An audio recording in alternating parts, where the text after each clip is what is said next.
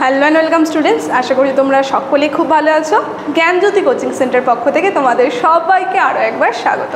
তো আমি মীরা ম্যাম, আমি আজ তোমরা যারা যারা কলকাতা ইউনিভার্সিটির আন্ডারে পড়ছো, তোমাদের 4th সেমিস্টার CC5 যে পেপারটা রয়েছে সেখান থেকে আজ যেই টপিকটি তোমাদের সিলেবাস থেকে যে টপিকটি নিয়ে আমি আলোচনা করব, 3 মার্কসের একটা টপিক রয়েছে, সেটা হচ্ছে মাত্রা বা কলা। ঠিক আছে, এই টপিকটা নিয়ে কিন্তু আজ আমি তোমাদের সঙ্গে আলোচনা করব।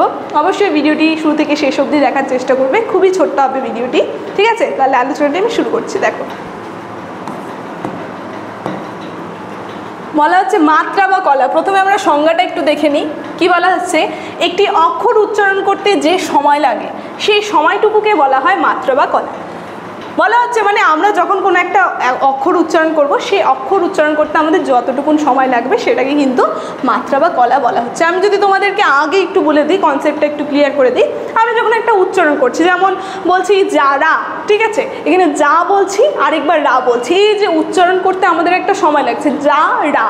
তো এই যে দুটা শব্দ দুভাবে আমরা উচ্চারণ করলাম, একটু সময় লাগলো, এইটাকেই বলা হয় মাত্রা বা কলা।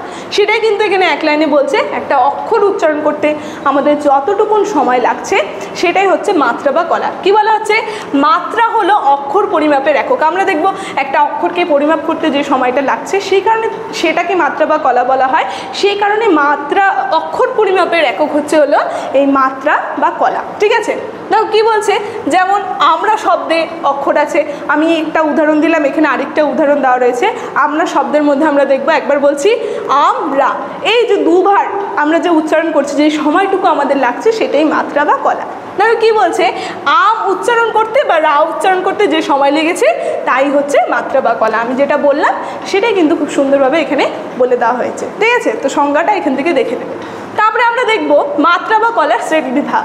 দেখো মাত্রা বা কলাকে আমরা দেখবো আবার দুটি শ্রেণীতে কিন্তু বিভক্ত করা হচ্ছে। কি বলা হচ্ছে? একটা রয়েছে একমাত্রা, আরেকটা রয়েছে দুমাত্রা।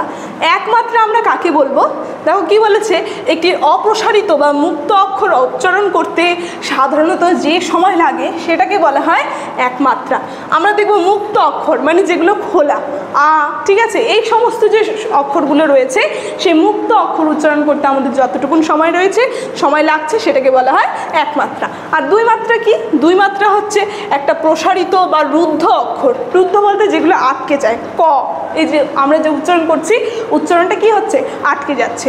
তো এই রুদ্ধ অক্ষর উচ্চারণ করতে আমাদের সাধারণত যে সময় লাগছে সেটাকে বলা হয় দুমাত্রা। মানে যেটা খোলা, ঠিক আছে, মুক্ত অক্ষর, সেটা হচ্ছে একমাত্রার হবে, যে সময়টা লাগছে সেটা একমাত্রার। আর যেটা হচ্ছে রুদ্ধ, বন্ধ করা, যতটুকুন সময় লাগছে যে অক্ষর উচ্চারণ করতে, সেটা হবে হচ্ছে দুমাত্রা। এইভাবে কিন্তু তোমরা মনে রাখতে পারবে কলার শ্রেণী বিভাগটা। ঠিক আছে, দুটি শ্রেণীতে বিভক্ত করা হচ্ছে এই সমস্ত। তো আজকে মাত্রা বা কলা সম্পর্কে আলোচনা আমার এতটুকুনি ছিল। ক্লাসটি আমি এখানে আলোচনাটি শেষ করছি। তবে শেষ করার আগে তোমাদের সঙ্গে একটা গুরুত্বপূর্ণ ইনফরমেশন আমি জানিয়ে দিয়ে যাই।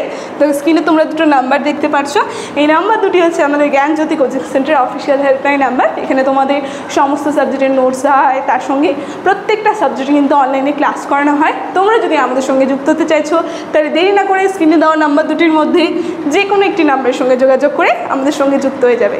ভিডিওটি শুরু থেকে শেষ অবধি দেখার জন্য থ্যাংক ইউ।